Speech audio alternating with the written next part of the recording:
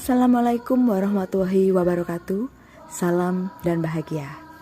Perkenalkan, kami kelompok 3 calon guru penggerak angkatan 4 yang beranggotakan yang pertama Nana Putri Juanita, yang kedua Muhammad Agung, yang ketiga Hendra Pramana Putra, dan yang terakhir adalah Haris Arif Prabowo. Kami didampingi oleh fasilitator Bapak Imam Sofi'i dan pengajar praktek Bapak Andi Prasetyo. Dalam kesempatan kali ini, kami akan menjelaskan mengenai desain kerangka pembelajaran yang sesuai dengan pemikiran Bapak Ki Hajar Dewantara. Pertama, kami akan menyampaikan hal-hal positif berdasarkan pemikiran Bapak Ki Hajar Dewantara yang berkaitan dengan budaya yang ada di daerah kami.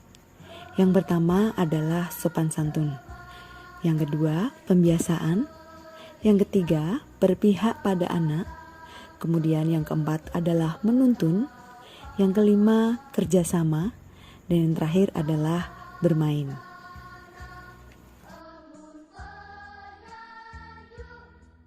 Selanjutnya, dari keenam hal-hal positif yang ada di daerah kami menurut pemikiran Bapak Ki Hajar Dewantara, kami sepakat memilih kerjasama untuk bisa diterapkan di kelas atau sekolah. Kerjasama bisa terjalin dan terbentuk saat pembelajaran berlangsung, saat siswa-siswa berdiskusi dan berkelompok.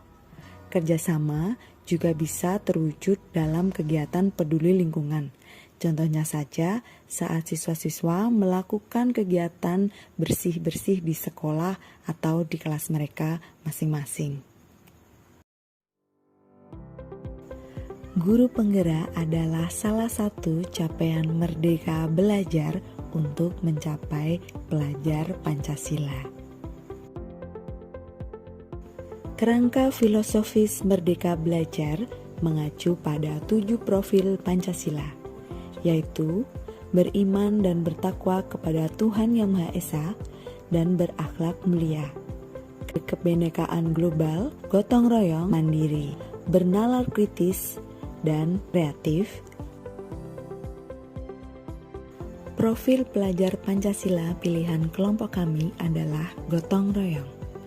Gotong royong adalah suatu kegiatan yang dilakukan secara bersama-sama dan bersifat sukarela agar kegiatan yang dikerjakan dapat berjalan dengan lancar, mudah, dan ringan. Di kalangan masyarakat asli Kabupaten Pati, budaya gotong royong lebih dikenal dengan istilah sambatan atau rewang.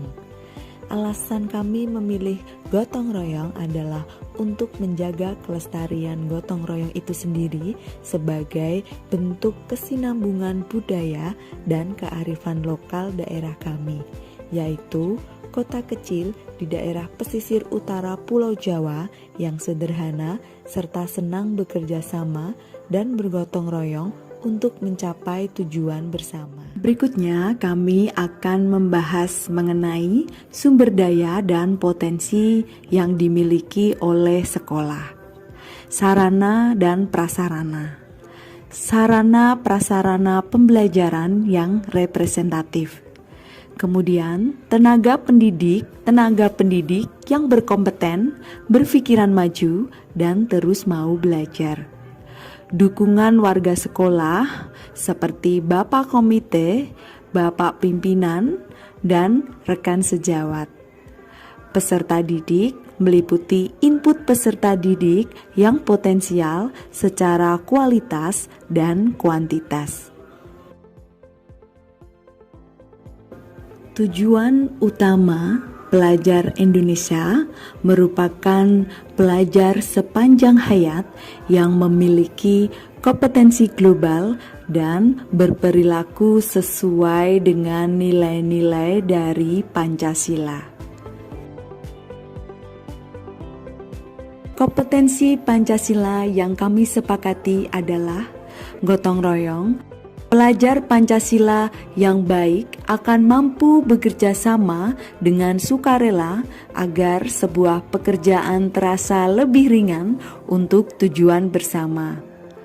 Gotong royong juga mempunyai elemen kunci seperti saat bekerja sama, pelajar Pancasila akan selalu merasa senang dan memberikan energi positif di setiap kegiatannya. Pelajar Pancasila juga selalu bersikap proaktif, tetapi tetap memperhatikan kondisi lingkungan sekitar. Yang terakhir, pelajar Pancasila mau berbagi, artinya mereka mau berbagi informasi, ilmu yang bermanfaat untuk kelompok dan lingkungan tentunya. Indikator pencapaian kompetensi yang ingin kami capai adalah anak mampu berkolaborasi dengan guru dan teman. Yang kedua, anak mampu bertanggung jawab menyelesaikan tugas secara mandiri maupun secara berkelompok. Yang ketiga, anak mampu menjalankan sesuai dengan peran dan tanggung jawabnya. Dan yang terakhir, anak memiliki kepedulian terhadap sesama dan lingkungan alam di sekitarnya. Bagian selanjutnya, kami akan menjelaskan mengenai elaborasi dan pelaksanaan konkret Merdeka Belajar sebagai upaya perwujudan profil pelajar Pancasila gotong royong. Yang pertama, pembelajaran yang berpusat pada peserta didik. Yang kedua, mengembangkan forum diskusi dalam pembelajaran. Dan yang ketiga, hasil pembelajaran berupa produk atau proyek. Dan yang terakhir, pengadaan regu piket di kelas masing-masing. Jadi, bagaimana usaha untuk mencapai profil pelajar Pancasila gotong royong dari kelompok kami? Usaha yang kami lakukan untuk mencapai profil pelajar Pancasila gotong royong adalah sebagai berikut. Yang pertama, mengidentifikasi sumber daya yang ada di sekolah.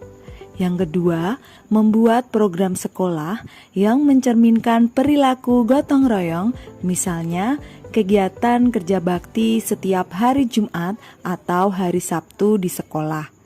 Yang ketiga, merancang pembelajaran yang bisa menumbuhkan perilaku gotong royong. Yang terakhir, menumbuhkan kesadaran dini dalam diri peserta didik dengan kesepakatan ataupun komitmen bersama. Yang terakhir, pihak-pihak yang terkait yang terlibat dalam usaha kami untuk mewujudkan profil pelajar Pancasila gotong royong di sekolahan kami adalah yang pertama, lingkungan keluarga. Lingkungan keluarga bisa saja orang tua dan sanak saudara. Perannya sebagai awal mula pembentukan karakter anak. Yang kedua, lingkungan sekolah. Yang berperan adalah seluruh warga sekolah. Misalkan saja Bapak Kepala Sekolah sebagai penanggung jawab dan evaluator. Bapak Ibu Guru serta karyawan sebagai penuntun, pendukung, dan pengendali.